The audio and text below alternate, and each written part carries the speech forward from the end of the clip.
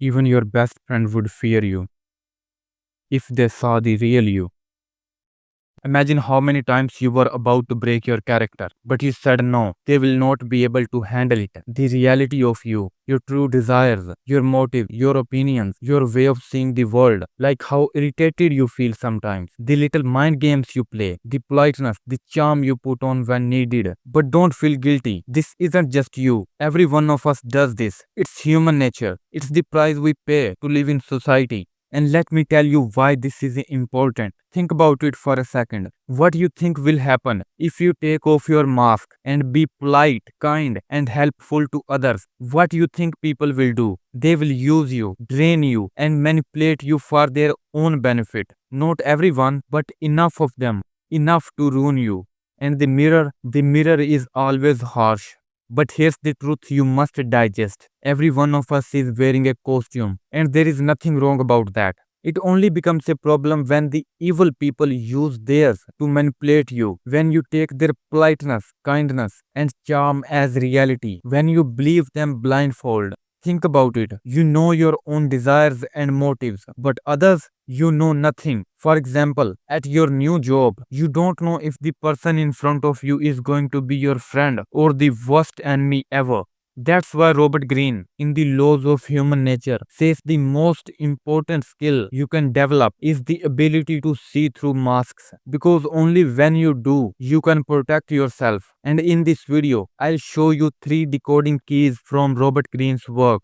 But first, let's rediscover something you once had as a child. When you were a child, you had a superpower. You could see through people. You knew instantly when an adult was angry, even if they forced a smile. You sensed who was kind, who was threatening, who was pretending. That's why children are the terrible audience for liars and magicians. They see through the act faster than anyone. But as you grew up, you lost that gift. Why? Because you stopped looking outward. Instead, you turned inward, worrying about how you looked, how you were judged, how you were being perceived. That inner chatter silenced your natural radar. But here's the good news. You don't need to learn how to read people. You already know how. Just need to rediscover it. Start small. In your next conversation, don't just listen to the words. Watch the face. Notice the flicker in the eyes when someone disagrees but doesn't say it. Notice the smile that lingers too long. The laugh that doesn't touch the eyes. For example, you tell a friend good news. They smile and congrats you, but their eyes stay flat. That's a fake smile. Or you share something important. They nod, but their eyes narrow for a split second and they lean back. That's not agreement. That's resistance. Once you spot that, move deeper. Listen to the voice. Does the pitch suddenly rise? Is there is a forced laugh or a pause that doesn't belong? These are cracks too. And finally, study the body. The restless tapping, the stiffed shoulders, the nervous scratching of the neck. But be aware, don't rush to judgment. Psychologists call this Othello's error, mistaking nervousness for guilt. Sometimes people are just uncomfortable being observed, and misreading can destroy trust as fast as blindness. So be patient, collect patterns, then interrupt, because once you sharpen your eyes, the mask will start to crack. And when they do, these 3 powerful truths reveal themselves.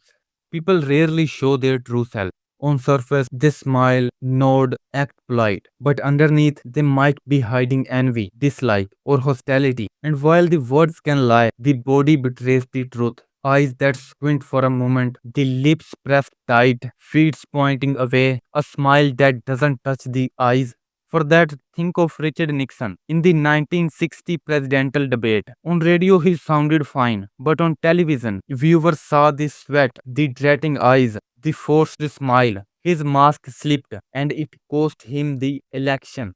But the King Louis XIV of France knew about that. He would walk into nobles' rooms without warning. Before they could put their mask back on, their real feelings flashed across their face. In that instant, he knew who was loyal and who wasn't. Here's the key. Stop ignoring your instincts. If you feel something off, trust that feeling and look closer. And here's how to take it further. Give people a tiny piece of fake information. See if they use it against you. Don't believe them again. What they present in front of you isn't their true self, it's their costume. And watch how they treat those who can do nothing for them. Like the waiter, the cleaner, the colleague with no influence. That's their real face. Notice if they are only nice when they want something from you. Genuine care doesn't switch off and on, but you have to make them feel safe first, because the safer someone feels, the easier it is to see through their mask.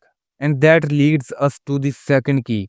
Humans, like chimpanzees, live in hierarchies, but instead of saying it outright, we show it through subtle cues. Here's what dominance looks like: taking up more space, relaxed movements, rare smiles, choosing eye contact, not begging for it, directing the flow of conversation, even arriving late as if to say, my time is more valuable than yours.